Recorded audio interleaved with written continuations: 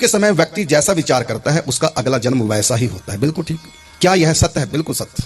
अगर हां तो आत्महत्या करने वाला व्यक्ति कुछ भी विचार करके सिर छोड़ सकता है। जी नहीं, आत्महत्या करने वाला अच्छा सोच कर नहीं, उसका अंतिम जो भाव यदि अच्छा हो जाए तो उसका जहर पीने वाला या फांसी लेने वाला कार्यक्रम ही कैंसिल हो जाएगा। उसका अच्छा विचार नहीं है, उसके मन में चोर है, पाप है, अपराध है मन में, और वो भगवान का डर नहीं है। मैं प्रेत बनूंगा ये भी डर नहीं, ना भगवान का डर।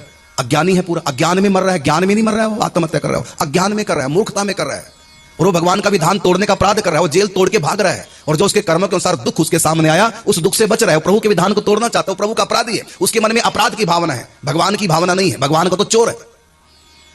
चोर भी जब चोरी करने जाता है तो भगवान से प्रार्थना करता है प्रभु मुझको बचा लेना, लेकिन उसके मन में पाप है, वो अपराधी है, आत्महत्यारा।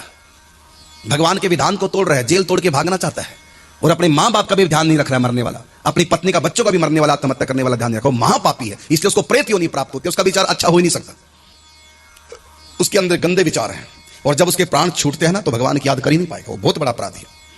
अच्छे से भगवान की याद नहीं होती, इसलिए उसको पाप, उसके कारण से प्रेत का शरीर मिलता है। अगला प्रश्न है, कहना कि कोई सोचे आत्महत्या करते समय राम कह दे फिर आत्महत्या कर, लेकिन जब वो आत्महत्या करेगा ना तो अंतिम उसका जो भाव होगा वो अच्छा हो ही नहीं सकता, क्योंकि अंतिम समय में राम नाम तब मुख से निकलेगा जब जीवन भर भजन किया होगा, अच्छे कर्म किए होंगे, आशीर्वाद लिए होंगे सबके। कहा कि जन्म जन्म मुनि यतन कराही, लेकिन अंत राम कही आवत नहीं।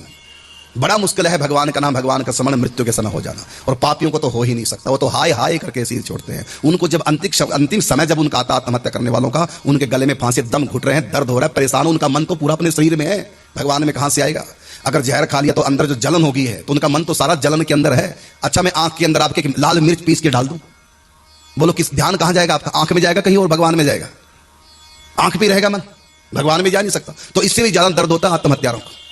उनका तो अपने शरीर में ही मन रहता है, क्योंकि उनको उस समय अंतिम समय दर्द हो रहा है, श्वास घुट रही है उनकी, जहर खाया तो अंदर जलन हो रही है, जल के मर रहे हैं तो पूरा शरीर जल रहा है, तो उनका ध्यान भगवान में ना होकर के शरीर में है। और देखा होगा जो मरते हैं जहर खा के, और जब घर वाले उनको ले जाते हैं हॉस्पिटल, उस समय क्या कहते हैं? बचा लो पापा, मुझको बचा लो पापा, सॉरी पापा बचा लो। क्यों कहते हैं बचा लो? उनका मन भगवान में कहां है? उनका मन तो अपने शरीर में है। तो आत्महत्यारा जो होता है उसका मन भगवान में नहीं हो सकता। वो पापी है, महापापी है। वो माता पिता का अपराधी, आत्महत्या करने वाला, पत्नी का भी अपराधी, बच्चों का अपराधी, देश का अपराधी, कानून का अपराधी, भगवान का अपराधी, कानून तोड़ के भाग रहा है, जेल तोड़ के भाग रहा है, वो हर तरह से महाअपराधी है आत्महत्या करने वाला। इसलिए भगवान उसको शरीर देते नहीं, अब तू सूक्ष्म शरीर से प्रेत बन के भटक। बहुत बड़ा पाप। आत्महत्या कभी नहीं करनी चाहिए। और आत्महत्या कब हम करते हैं? जब हम सोचते हैं दुख ज्यादा है, सहन नहीं हो रहा है। लेकिन एक बात बताता हूं मैं, परमात्मा किसी भी कर्मों के अनुसार दुख देते हैं, वो दुख देने से पहले दुख देने की शक्ति देते हैं। ज्यादा दुख भगवान नहीं देते। जितना भी दुख भगवान ने आज तक हमको दिया या आगे देंगे वो हम सहन कर सकते हैं। आत्महत्या करने की आवश्यकता नहीं है, जी सकते हैं, सहन कर सकते हैं। यहां देखो, जब एक्सीडेंट हो, हाथ टांग टूट जाए अचानक, उस समय दर्द नहीं होता, बेहोश हो जाता। कोई बेहोशी का इंजेक्शन थोड़ी लगाया था उसको हॉस्पिटल ले गई पुलिस, उसको पता भी नहीं कौन उठा के हॉस्पिटल आया, तो उसको सुन्न होने का इंजेक्शन तो नहीं लगाया था। फिर सुन्न कैसे हो गया? अचानक टांग टूट जाए, ऊपर से ट्रक निकल जाए, तो आप देख रहे हो उस समय दर्द होता नहीं है। जब टांग के ऊपर से गाड़ी निकल गई, कुछ चूरवा हो गया, उसका कचरा हो गया टांग का, उसको सुन्न हो जाएगा, अपने भी टांग बिल्कुल सुन्न हो जाएगी, दर्द नहीं होगा उसको उस समय।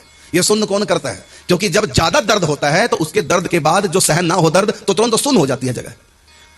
तो सुन्न होने से भगवान दर्द की अनुभूति होने नहीं देते। तो भगवान ने भी शरीर में ऐसा सिस्टम बना रखा है कि जब सहन शक्ति से ज्यादा दर्द हो तो तुरंत सुन्न हो जाएगा, वो अंग या दिमाग ही सुन्न कर देंगे, जिससे कि सह ले व्यक्ति इस दर्द को। तो ये परमात्मा की व्यवस्था है। परमात्मा कभी किसी को इतना दर्द नहीं देते, चाहे कितना भी बड़ा पापी हो, जो सहन न कर सके। बेहोश कर देंगे तुरंत। ज्यादा कष्ट आ गया था, बेहोशी में उसको पता भी नहीं चलेगा।